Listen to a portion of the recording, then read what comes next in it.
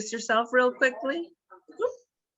Shawna, do you want to introduce yourself? Say a little bit about who you are. Sure. Good morning, everyone. My name is Shawna Wright. I am the Chief Possibilities Officer at Growing Big Ideas. I have over 20 years experience working at the intersections of education and economic development, workforce development, and social justice. And I work for a consultancy that prepares workers for jobs and jobs for workers. Thank you. And I'm Kim Coulthurst, as Amanda said, her business partner. And I've also been in the field of workforce development for 30 plus years. I've run basically every kind of program imaginable, and it's been a blessing and a joy. So thank you for having us today. And now I'm going to get to the next slide. I think, is there anything, Shawna, you want to say about the agenda before we move to the agreements? Amanda covered pretty much everything.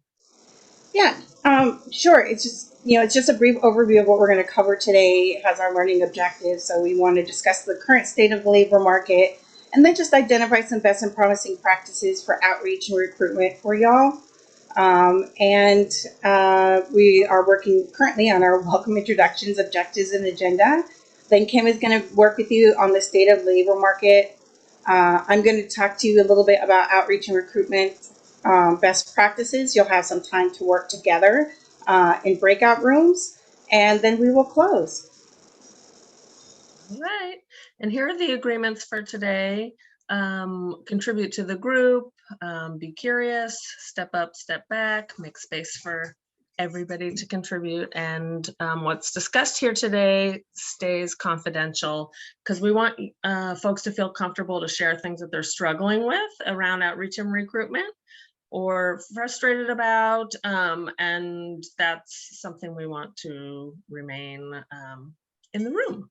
Does that sound okay for everybody? Can I get like either a emoji thumbs up or a actual thumb? Great, thank you. I see those coming in. Anybody have an issue with these? Go ahead and send me a message in the chat and we can talk. All right, so let me stop sharing for a moment. So we wanted to find out, so as we're talking about outreach and recruitment, which is its own issue, we wanted to find out who you are serving, because that directly, obviously impacts your effectiveness at outreach and recruitment. So Amanda, if you could throw the poll up, we would love to find out. It's the whole group of interesting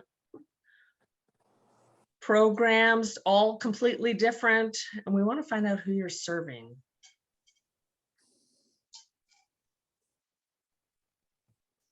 All right, thank you.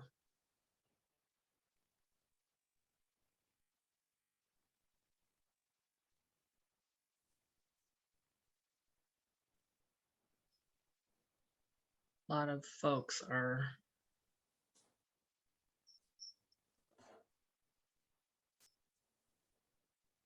awesome. Thank you. It's coming in.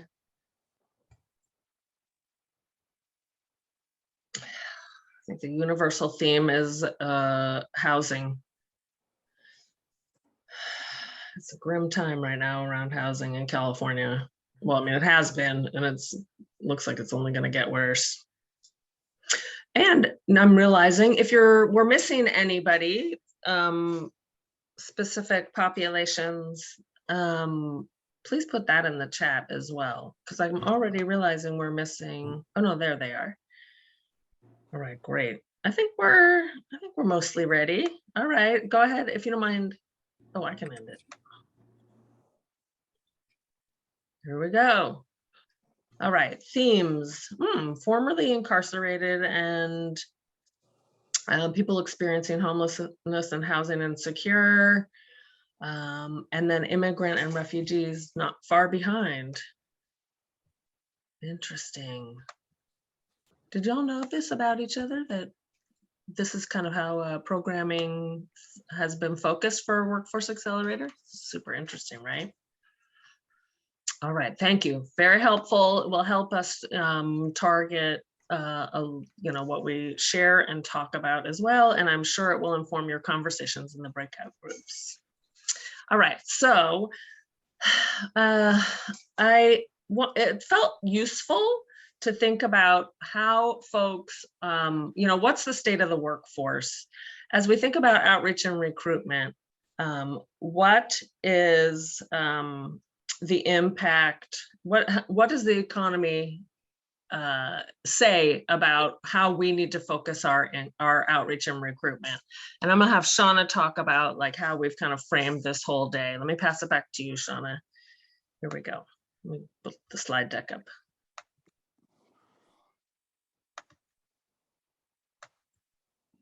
All right.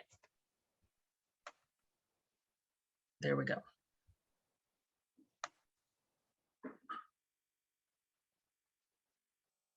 You're muted. Thanks. So if there's anything to be said about the past few years, it's that it's really impacted everyone very differently. So with the beginning of the pandemic and the flow, we had those that were fearfully moved from their offices to shelter in place and work from home, to those that were required to continue working, sometimes with very limited protections and often very little respect, to those that lost their jobs in the massive pandemic layoffs. And all of our lives and all of our work shifted. And while some part of the stimulus check payments went to skills upgrades and investments in crypto and home renovations, we had others that the stimulus payments were used for, like keeping food on the table and keeping the lights on and ensuring that life-saving prescriptions were being filled. And if there's anything, Kim, if you want to go to the next slide. If there's anything that we have learned from the pandemic and the Great Resignation and the Great Reshuffling and the Great Exploration, as it continues to keep being renamed, it's that workers don't just want more, they're demanding more. And we see this with the high demand for low-wage jobs. Even with McDonald's, we've seen McDonald's move from minimum wage into almost $17 in some markets. And so if we're going to be recruiting and outreaching to workers, go ahead and click the next slide. We can't utilize the same tactics that we've used before to recruit workers. Now more than ever, we need to focus on making sure that especially those that have been exploited and marginalized are able to have the same access to the things that are important to them if we're going to be successful in our efforts. No longer, these benefits and this need for purpose and meaningfulness and flexibility are not just things that those in middle and high wage jobs should be able to afford or be able to demand. These are things that everyone is looking for. We've seen this, again, like we've seen this with how a lot of restaurant workers and retail workers are really failing to re-engage into those workspaces until adjustments have been made. So now Kim's going to give us a bit of a deeper look into the data and tell us what it's really telling us about the numbers in the labor market. Thanks, Shawna. Okay, so I found this fantastic report that's specifically about California from the UC Berkeley Labor Center, which also has a Black Worker Center. So their data is really robust, but we don't have time for a whole robust presentation. So I'm gonna pull out some of the I think relevant data for us, given the work that we're doing. So obviously we know we all lots of jobs were lost. Theoretically, the state has recovered 90% of its jobs, but a lot of the low wage industries, which are our folks that we're working with, right, who are stuck in low wage jobs, were hit the hardest, including food service and drinking. I love how they break it out separately, food and drinking, and accommodation, not a surprise, right? Tourism is a big industry in California, and arts and entertainment and recreation, and government and education, y'all. Education, crisis, crisis, crisis. So a lot of these sectors that our folks work in have not recovered is the takeaway for this. And here's a little visual of the same data You can see the boxes that are the bars that have empty spaces at the end means we have not recovered those jobs. Those are jobs that have not come back in those sectors. It's pretty much what I just said. And you know, we all know this is none of this is a shock probably to anybody, but recovery has been slowest for workers with the least education. The unemployment rate for Black workers is still more than 1.5 times that of white workers. And Latino workers have recovered better, but got just decimated in the pandemic downturn. So luckily it's recovering a bit for folks. And again, a lot of this is unemployment data, which is often a little different, you know, than we speak about folks who are working versus not working, is different than unemployment data. So there are about 2% fewer young workers, and we know nothing about where young people are. We have, I think the takeaway for a lot of this data is there's a lot we don't know. So young people are not in school and not working. So we lost 2% of the youth workforce, which is scary. And excuse me while I move my pop-up here for a second. And then, you know, I could be here all day talking about the specific folks that we, you know, talked about in our opening poll, right? So I just pulled out one or two pieces of data for folks with disability. The jobless rate is now twice as high as those without a disability. It's terrifying. And similarly, folks who are formerly incarcerated, it's been grim all along, and it's like at 65% are not working. All right, sorry, whoop, there we go. And here is the visual data around race and ethnicity for folks who are not working. Bad news, bad news. And we haven't talked about gender yet. More women left the workforce, again, as we're hearing. Consistently, women, I think, are probably the largest part of the Great Reshuffle, because a lot of us had to stay home and help kids go to school and provide childcare. When we talk about parents providing childcare, we had to take care of our kids. And a lot of us are now having experienced, theoretically, some of us, some work from home. Folks are really looking more now at where are those opportunities, where are the better wages and the better benefits. We're not willing to do this again. All right, wrap up, and then we'll do a quick kind of processing. So even though, you know, we are recovering, again, unemployment is only part of the story, as we've talked, I just mentioned, you know, the unemployment data is different than the attached to the labor market data, right? Many workers, especially workers of color and low-wage worker, continue to experience a high level of economic insecurity, pardon me. And folks who were always disadvantaged are still disadvantaged, not a surprise. And folks are having difficulty paying household expenses. Shawna was mentioning, you know, a lot of the public benefits, the rent, covering rent, additional food stamps, additional unemployment checks, all going away.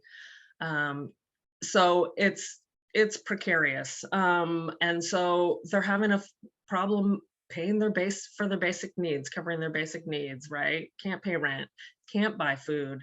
And the other piece is that's, you know, I alluded to earlier, it's really awful to think about, you know, how far behind folks are on their rent, perhaps.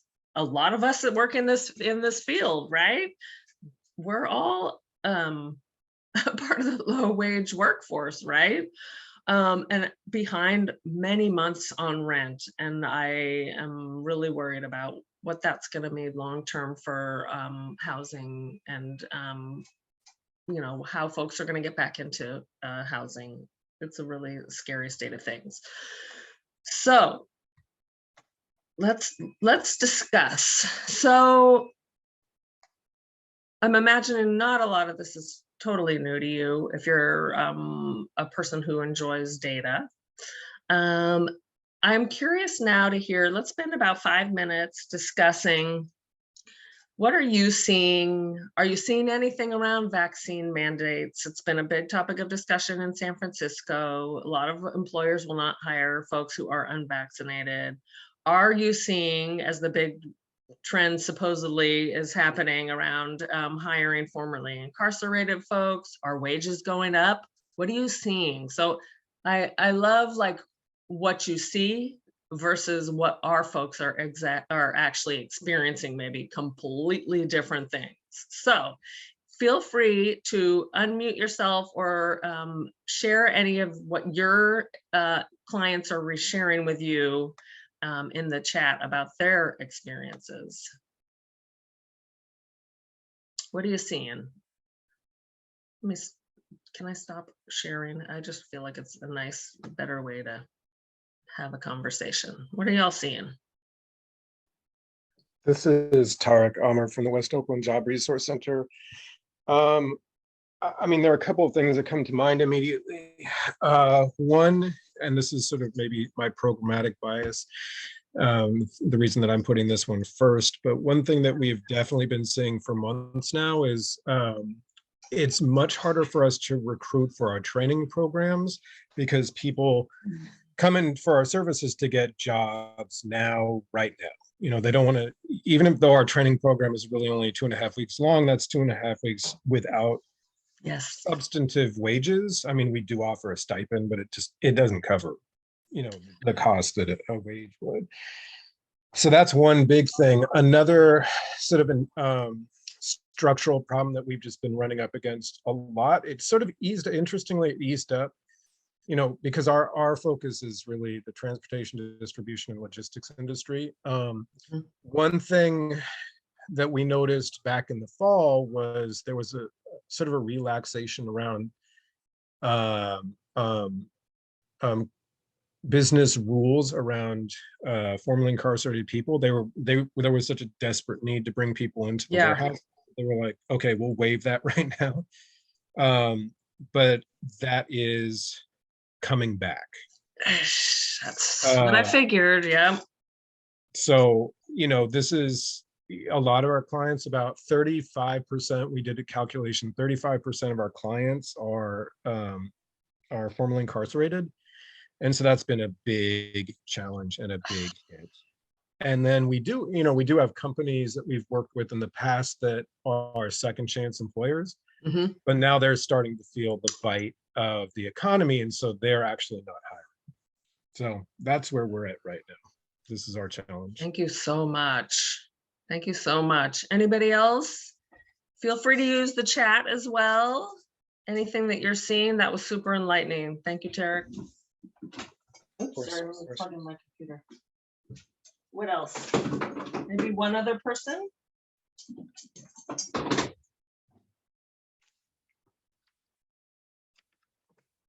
Or we could just move on. Whichever. Hi, this is Leah Kim. Can you hear me fine? Hi, Leah Kim. Yes. Hi, I'm with Building Skills Partnership. I work in the airport area, and what we've noticed is that during the pandemic, there was a significant drop in employment in the aviation industry. They've been hit very hard as we're doing more emergency preparedness training at LAX. We've noticed that as they've hired more folks, there is still a high rate of turnover, I think significantly more than pre-pandemic. So I think I am in agreement with how people just look to different I guess, factors in employment and what they're looking for has changed. And I think that is indicative through the high rate of turnovers. I'm not really sure how to approach or to really solve this problem, but it is an issue. So I just wanted to share. That's so interesting. Thank you for sharing that. And I do, yeah,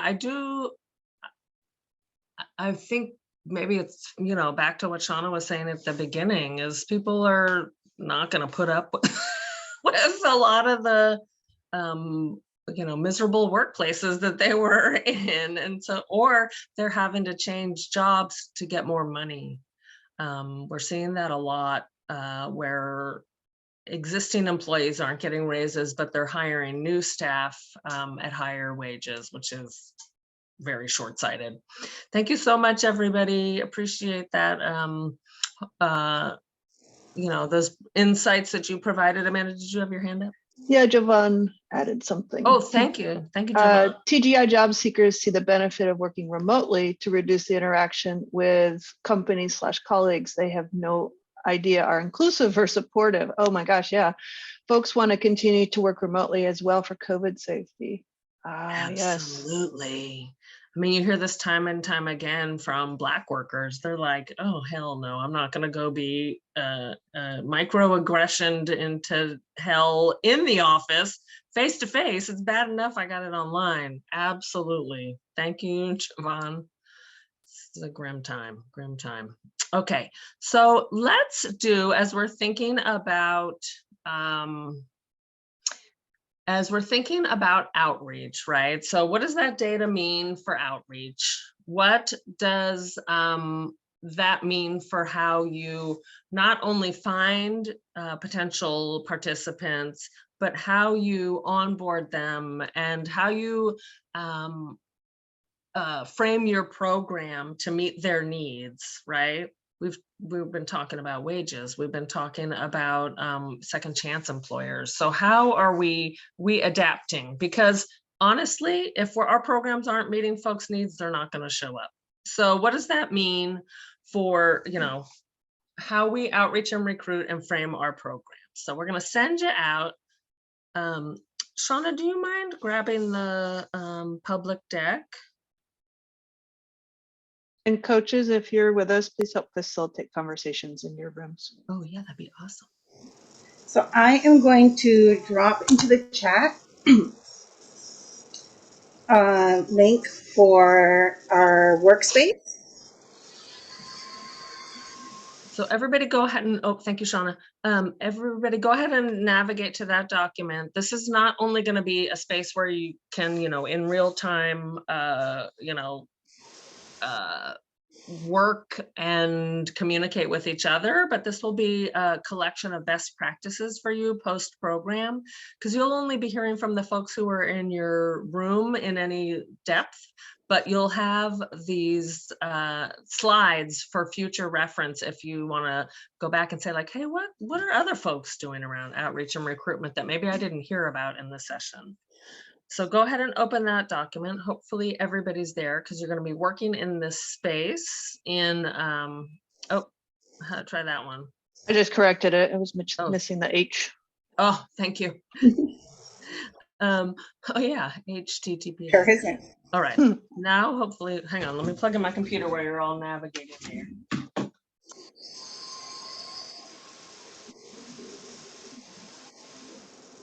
So Kim is going to be breaking you guys up into groups of 4. So as you enter into your groups, you'll navigate to the slide grouping that matches your breakout group number. So if you're breakout group 2, you'll navigate to breakout group 2 to the group on the virtual workspace. All right, so what you're going to do in your, thank you, Shawna. So what you're going to do is this breakout is to give you all a chance to talk to each other, obviously, and to hear what other folks are doing, plus do a little bit of reflection about what it is that you're already doing and who your partners are that are effective, and get some ideas from other folks about what you could be doing. So we're going to have you break out into your groups. Amanda, I think we're looking at more like 8 minutes at this point. Okay, and I just wanted to say the state board, the Google Docs are blocked, but not everybody needs to be a typist on this. So if one person maybe in the room could be the person typing and share their screen, it might be the easiest. It's a good idea. Thank you. Yeah, I forgot about that, Maisha. Thank you for mentioning that. Okay, so you're going to break out, and there are 2 slides that we're going to be working in for this first breakout. They are looking at different things, obviously. You are looking at, let me screen share real fast.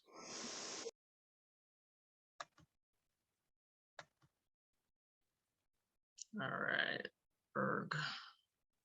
Oop, hang on a second here. Let me share this one. I'm the slowest sharer. Sorry, everybody. Not my superpower at all.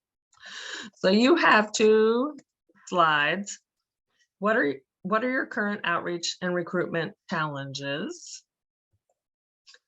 Where do you, and then we'll look at your current practices.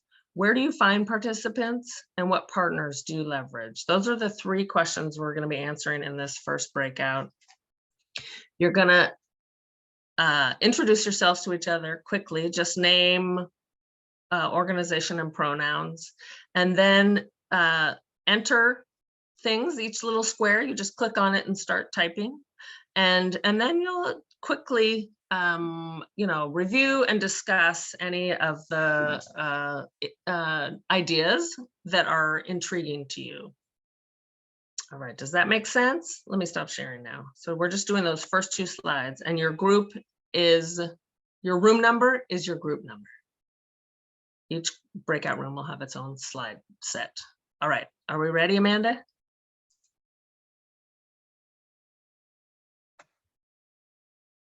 See you shortly.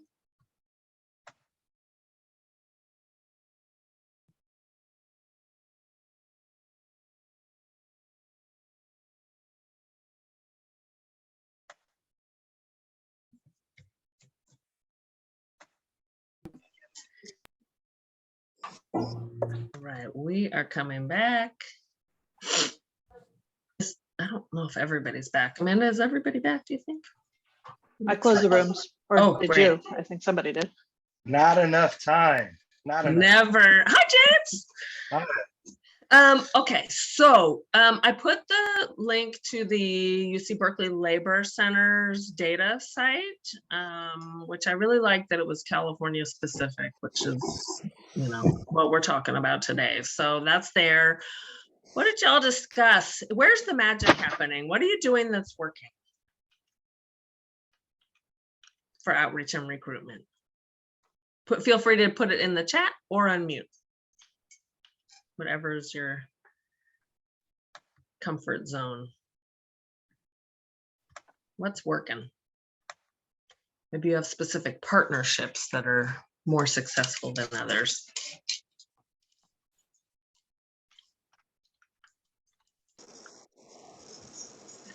I saw a lot of entries into the challenges. So if you want to share a challenge that you're having. Oh yeah, please. Where is the pain point? This is a pain point for everybody everywhere, by the way. Workforce development, besides trying to verify employment, this is challenge number 1. I'll say something. Javon Wolf here at Trans Can Work. I was having a great discussion with Lawrence over here. We're talking about, they have developed these wonderful pathway programs for folks in tech. I think it was tech, if I'm correct, Lawrence. And advanced manufacturing, Joan. Yeah, and it pays full time. Great opportunity to get into employment, but the biggest obstacle was finding candidates that hit the requirements for their partners, the community colleges and employers. So it just, we're having this great discussion and thoughts about this. And, our demographic here at Trans Can Work, we work with trans, gender nonconforming, non-binary, and the intersex community. And we're already experienced so many challenges and barriers to employment. So add, 4-year degree onto that. There's so many reasons why some folks don't get a 4-year degree, or maybe they do,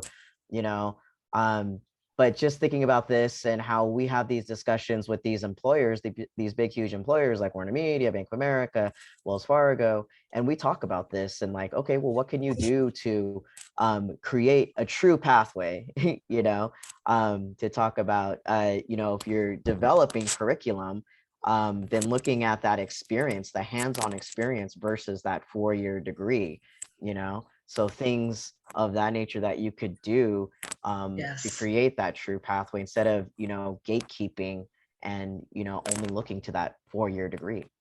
Yeah, thank you, Javon. Lawrence, what did you want to add?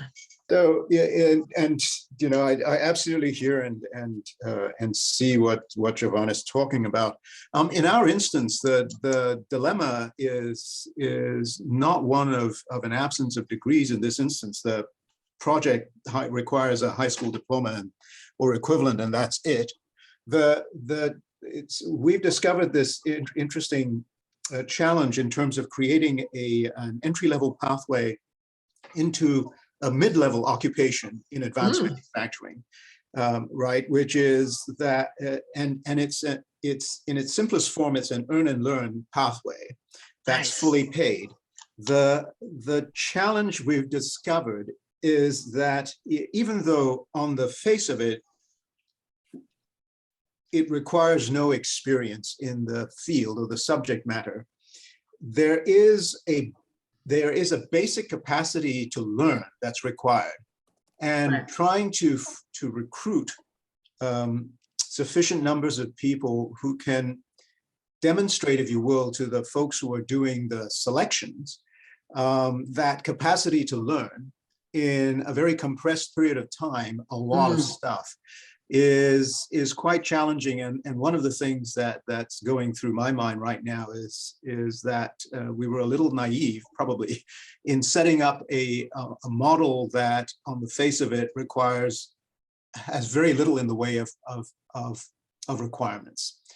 That and that our role as a workforce board is to, in all fairness, is to be clear about requirements, and then to figure out how we can actually help people in advance of this opportunity to sort of acquire some of those basic kinds of skill sets and experiences before they hit even what is hypothetically a no experience required entryway. That is so true. I am completely understanding what you're saying, and that is not an unusual practice, right, for organizations to create pre-apprenticeships or pathways to those opportunities, because, like you're saying, folks get there and they're like, oh God, I didn't know what I was getting myself into, right? This is a lot. It's fast-paced, super intense content.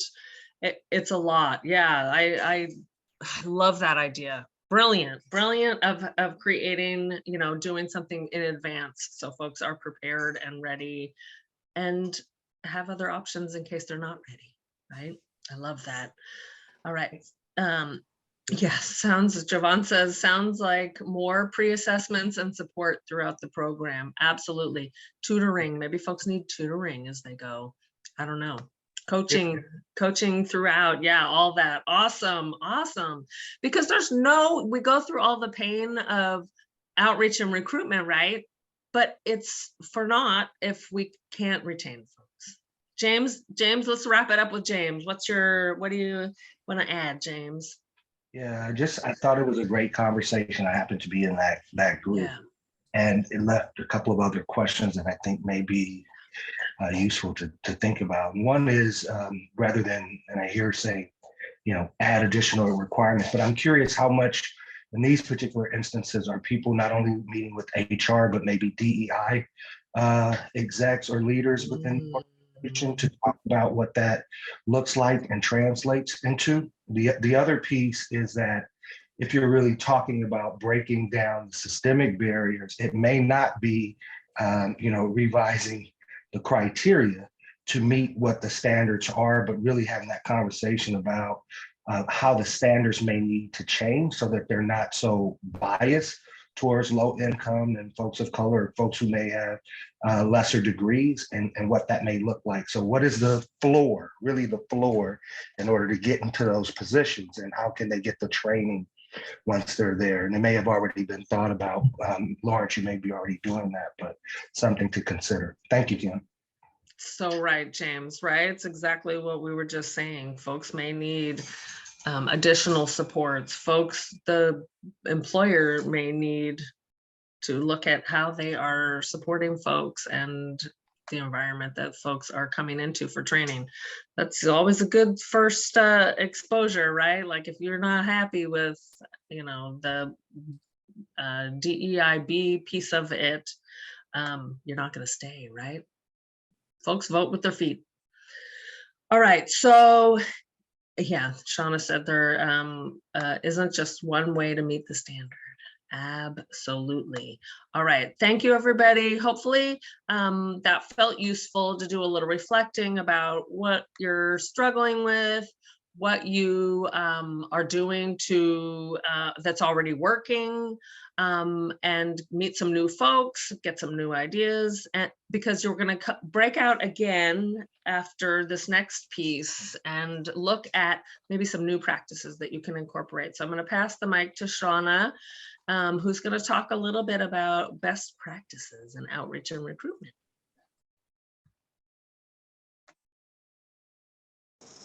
Thanks. Do you mind sharing your screen one more time, Kim?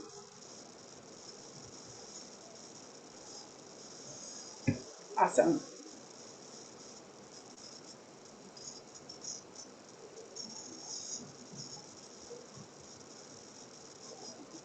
Hang on a second, I did something weird.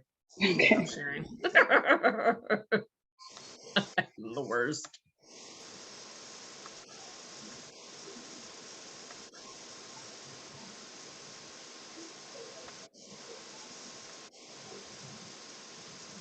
All right, here we go. Sorry about that.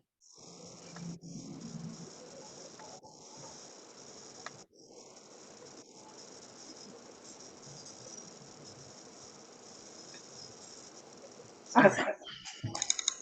So in starting the conversation surrounding best practices, I think the important thing first is to understand the difference between recruitment and outreach, and to understand where our strengths and opportunities lie. A lot of times people use recruitment and outreach interchangeably, but they're not quite the same thing. So with recruitment, it's the act of finding new individuals to participate or join in an opportunity or cause, as opposed to outreach, which is a systematic endeavor to provide services beyond traditional limits, specifically for a particular segment of the community. Where it happens, so recruitment can happen behind a desk. Outreach cannot happen behind a desk. You have to go out and you have to integrate yourself really deeply into the community. With recruitment, it's more of having an understanding of like marketing and promotion. It's putting out flyers, it's using social media. Whereas with outreach, it's really more about cultivating relationships, building trust with your communities, connecting with people.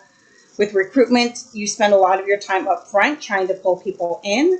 Whereas with outreach, you do spend time up front, but because it's a relationship, it's something that you do on an ongoing basis. It's something that's never going to end. Because if you start outreach and then stop, you lose your credibility and you also lose your connection with your community. With recruitment, poor recruitment can result in a lack of enrollment and proper engagement. You also can get early drop off of programs. Part of that is when you're recruiting without full transparency and people think they're getting into one thing and then they get there and they're like, oh my God, this is not what I thought it was. And then you waste their time and resources, but then they also become like a bad billboard for your program. But with outreach, quality outreach can result in really strong partnerships, supportive networks, supportive services, referrals. If anyone's ever started a program in a new market and you're just like, I don't understand why people won't refer anybody to me. We're here. We want to do things. This outreach part is that essential piece because people don't want to refer to people that may not be here long or may not be providing the services that they promised or could impact the work that they've already done with this individual by not fulfilling the promise of what they say they're going to do. And again, recruitment is very short, and outreach is a long relationship and a really long process. And so oftentimes when we talk about doing outreach, what we're really doing is recruitment, is we're handing out flyers, we're putting up notices, we're talking on social media, and it's less of the outreaches, which is where you get like that really good deep connection with your community, and you're building that trust to create a funnel of individuals that will continue to use your programs because they know that you care about them and you're invested in them and you're going to do what you say. So these are some national best practices specifically relating to recruitment. So you have marketing via social media and utilizing engagement. Part of that is really understanding, are you on the right platforms? Offering free webinars or training. You know, we all, during the pandemic, many of us got sucked into like signing up for Eventbrite trainings, like, ooh, let me see what that is. And then now we're fans of whatever it was. So maybe offering something free and informative and engaging for individuals that will bring them in. Again, newspapers, radios, flyers, TV ads. Participant-driven recruitment is a really good strategy. Again, when you give people the things that you promised in your program and you're engaged with them and you invest in them and you deliver for them, they become the best advertisement for your programs. You can also do podcasts. Word of mouth works really well. But also making sure that you're using population-specific language and that you're speaking to individuals from their lens. So oftentimes with like WIOA-funded or state-funded programs, where like we use, workforce terms and we talk about it from here's what we're doing as opposed to what you're receiving and the quality of life that individuals are going to get. People want the good night's sleep. They don't always want to know the millions of features of the mattress when they're purchasing something. Family and friend networking, sign-on and referral bonuses if you're able to do that within your budget. And then upfront eligibility and suitability requirements so that when you're reaching out to bring people into your programs, that they know upfront exactly if they qualify or not. There's nothing worse than someone getting excited about something and coming into your program and bringing in their documents and then realizing that they don't qualify to participate. Publishing success stories, and also aligned onboarding. And we're going to talk about that a little bit more on the next slide. And I'm going to go through these a little bit quickly because I know we're falling a little bit behind on time. But I did want to elevate a few approaches. So again, when you're using social media platforms, you want to make sure that you are where your audience is. So, we know that Facebook is typically for, 30s, 40s, 50s. My dad is even on it, and I won't even tell you how old he is. You have Instagram, my kids are on TikTok. My kids I have teenagers, and they live on YouTube all day watching every type of randomness. So even working with, engaging appropriate influencers to talk about your program. Sometimes they make you pay, sometimes they'll give you a freebie, but really making sure that your ads are inclusive and supportive of diverse candidates. So it may say something like LGBTQIA friendly or foster friendly or, something that shows that you are supportive of that community. And then you also have, I'm going to skip over participant driven because we talked about it a little bit before, but aligned onboarding is ensuring that your participants have a seamless entry into your program. So what you're doing is you're removing barriers to participation. It's like onboarding into a company and you get there on your first day and you have no desk and you have no computer and no one's there to train you and you don't know what's going on. That's similar to how it can feel when you're onboarding into one of our programs. And so you want to make sure that when you're onboarding people into your program, that they have the appropriate tools to be successful in the program. I think it was Lawrence that was talking about, that we bring people in and then they realize that this is, they're not equipped to participate. And maybe they need more tutoring and they need other things, but that as part of our onboarding process that we're identifying those things and making sure that people have them from day one.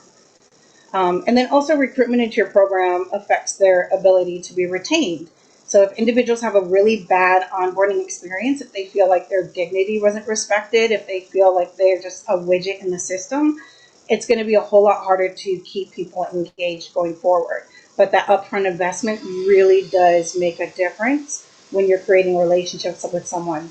I know there have been times where there's things people ask me to do, and I'm like, I do not want to do this. But when I have a relationship with someone, even if it's something that makes me uncomfortable and I don't really want to do it, I'm going to put my best foot forward and put in the time because I have a relationship with that person. Now, when we're talking about outreach, these are the things that are more community related. So this is like going and visiting your local community agencies. So finding out who's providing services to the same populations you are. It's targeted asset mapping. So who's providing what and who serves the individuals I serve, and then creating relationships, like deep relationships, not just walking into their office and going, I have training or I can get employment, but really finding out who they are and what they do and what their goals are and how you can support them. Partnerships with benefit agencies like TANF or SNAP. Partnerships with educational institutions can be really powerful. And we'll elevate that a little bit more in the next slide. Community presentations, street-based outreach. I think we've all developed MOUs at some point. Public events, but public events don't necessarily just have to be like workforce or program related. Maybe you have a poetry slam, or you have something else that is fun and engaging that brings people in and gives you an opportunity. Yes, you have to leave the building with outreach, but gives you an opportunity to engage with people in a meaningful way where you have an opportunity to get to know people. Reverse referrals from employers, and we'll talk about that a little bit more on the next slide. Creation of roundtables, where you allow people to come in and have a voice in the process and the programming and their interests. Filling in gaps in community services. And then authentic relationships versus selling services. Again, we all hate for someone to come up to us and be like, I have a great product, or I have a great program, or I have a great whatever. We start to tune out immediately. But when people engage us in a meaningful way and take the time to find out about us, we're more likely to listen and engage. So in elevating our approaches with outreach, some of the things that work really well is you can partner with, for example, partner with an independent study high school, and you can offer high school credits for program components. So what that may look like is your job readiness may count for one of the electives, or if you're offering a credential that moves into employment, then that credential or even work experience counts towards their elective credits. We've had success with that in SoCal, doing things like that, but it gets them back engaged in education and also provides them with money and skills. So when they get that high school diploma, they're good to go. Also developing relationships with academic and financial advisors in the community colleges. When students go get a really bad semester and their GPA drops low, they go on something called academic probation. If they're unable to get their GPA up to a certain point, then they go on financial aid probation. What that looks like is they're no longer eligible to receive financial aid, sometimes for 6 months or a year, depending on what that looks like. So it's a great opportunity to connect with those financial aid advisors and those academic advisors and say, hey, I have a program. If you have a student that's really disappointed and is unable to continue to go to school because they can't pay for it outside of their loans, send them to my program. I'll get them working, I'll get them some credentials and get them ready to re-enter into, give them some remediation and bring them back into post-secondary ed when that period lapses. Again, referrals from employers. So often employers may go, yeah, they were great candidates, I just didn't feel like they had enough experience. And so offering to be the backup for that, where they can send you candidates that they like, but they're not just quite sure about. And if you have a credential that flows into that program, then you can put them through your job readiness. You can give them the credential and then refer them back to the employer with an OJT or work experience, or even just permanent, direct placement. And then street-based. And it's really just meeting the community where they are. It's walking the block and introducing yourself. And again, introducing yourself not with a selling, but hey, how are you? What does your organization do? Or, what are your goals and what do you want to be? As opposed to trying to sell your program. It's also connecting with neighborhood influencers like pastors and coaches, stylists, barbers, the people who have the trust of the community, and so therefore can be an advocate for you within that community if there's some distrust there. And also connect with those that experience a lack of housing. But the most important thing when you're going towards, or even going into best practices with recruitment and outreach, is you have to recruit with integrity. If you say that this is what your program is, then you need to deliver on that. Be authentic in your relationships. Really get to know people, invest in people. Focus on the partner and the participant experience. If I used to tell my staff, I'm like, if you would not refer your friends and family to our program, there's a huge problem. Like, we want to be the ones that you trust with the people that are most dear to you, that are experiencing the most things. And then just deliver on commitments. You know, sometimes when we come into a process, we have this big idea of what our program is going to look like. And as we go through it, we're like some of these things are kind of hard to deliver on. If you can't deliver on them, don't promise them. Let them be a surprise or, you know, like a next level piece, but be really clear on what you can and cannot do. Otherwise, you risk losing trust with your community. So now that we've had an opportunity, to kind of talk about the labor market information and review some best practices and outreach and recruitment, we're going to give you time to go back into the groups. I know we didn't have a lot of time the first time, but we're going to give you an opportunity to go back into your groups, and you're going to work on your third worksheet in your workspace. And you're going to go in there and you're going to talk about, you know, what's one practice that you may already be doing effectively, or practices aggregately that you may be doing effectively. What are practices that might be a challenge or a stretch to implement based on some of the best practices that were discussed? What new insights do you have about recruiting and outreach? And how will you apply one of these insights practically? And so you'll go into the group. You can start anywhere that you choose. If there's, you know, a section of the sheet that calls to you, you can start there. But we are going to give you probably about 15 minutes. 13. We're going to give you 13 minutes to chat, and then we're going to bring you back and we're going to do some sharing out. So what questions do you have before we put you back into your groups?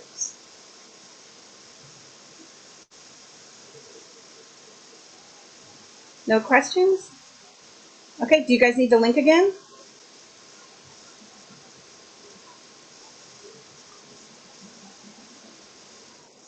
Oh, did you, it's the third slide of your 3 slides.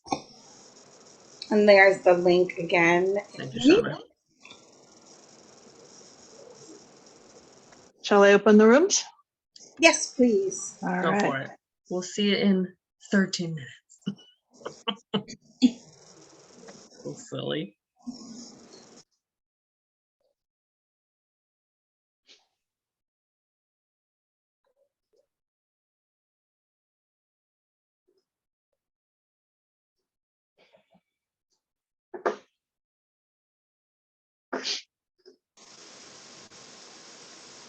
Anyone? I'll leave the floor open for maybe a little 5 more seconds.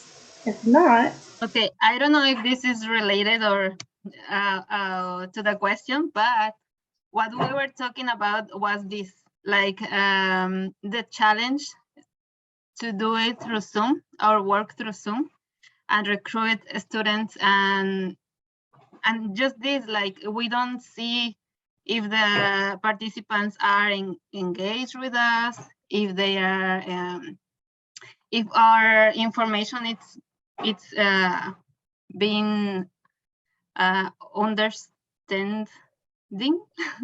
Yeah, this is one of the biggest challenges. And what I told them was that as I work making these workshops, I do it in Spanish. So I do these workshops, and the thing that worked for me was like really being like bugging the participants, like every session say, I need to see your faces, because that help us to engage.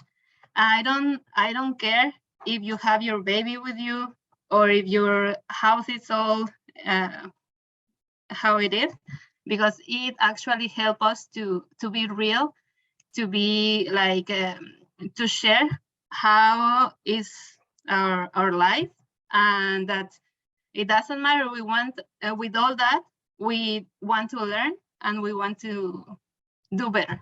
So it's not the point the house. The point is that we know each other and we share. Yeah, and that's one challenge, and that had worked for me to recruit people. And yeah, that's something that I share in the group, and that's it. Thank you. Thank you. I love that. It's so important to have a judgment-free space for people. So I love that you're doing that for them. Mhm. Anyone else have something they'd like to share out?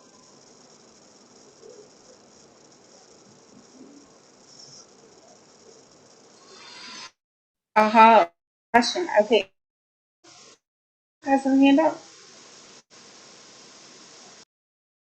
I think one of the things that we have done in our program is one of the things that you suggested, the elevator pitch, trying to do our outreach, because we didn't see that virtual recruitment was working. So now we're like doing more in-person recruitment, especially because our population lacks a lot of skills in computers, even though we're offering also, computer training for people who needs to use Zoom or attend meetings or attend interviews. We try to create everything that it's needed in the community base. So we try to teach our staff to do like elevator pitch of what we do.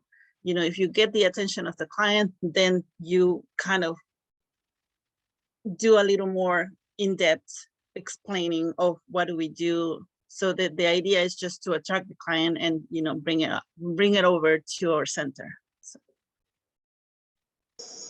I think that's great, and it's also an important call out that with so much of the world having gone virtual, that there's an assumption that everyone has access to virtual services and that everybody has the skills needed to comfortably navigate the new virtual sphere. So it is extremely important to be able to engage with people, but also provide them with opportunities to be face to face and to give them those skills, and in a safe environment, because with so many people embracing the virtual sphere, it can be somewhat intimidating sometimes, to admit that you don't have the skills, or even to step out into a space to learn something new. So that was a great point to bring up. And I do want to just read, I saw a post in the chat. Yeah, you have a couple of good chat comments. Yeah, so I was going. So Iris says, creating opportunities for clients so they can have face-to-face time with employers. Training programs has proven very effective for us.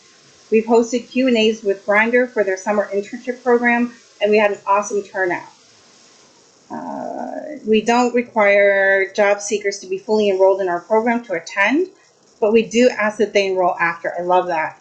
The majority of people sign up for our services after attending these events.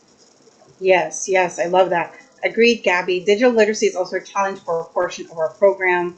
Iris, I like that flipped enrollment strategy. Please share your announcements for upcoming. Oh, Amanda, please share your announcements for upcoming events, recruitments, and published work. So I'll hand it to Amanda.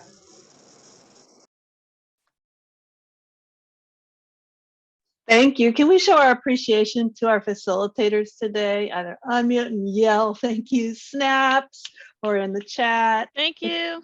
They did a lot in an hour and a half. This is a lot, we wanted to make sure that you had the best information at your disposal. We'll share the document. Oh, I love seeing all the hand claps coming in. It's great. So Shawna, Kim will share the research that you mentioned from the Labor Center at UC Berkeley, the slide deck again, anything else that'll be coming their way? Yes, we're going to pull out their workspace, and we'll delete the empty slides, but we'll pull out the workspace and send them the workspace too. So if they want to see some of the things that the other Great. groups were doing. You can use that as a resource too. Oh, great. Okay. And then if you had a colleague who was unable to join you today, but would like to listen to today's event, let me know. I'm going to be sending just a private link. This isn't quite the right venue to do a recording, but I think within our PLC community, I'm comfortable sharing it just to individuals, not publishing it online. So if you have somebody, I had a few people reach out to me saying, I couldn't come, I'm doing something, let me know. I'm going to stop our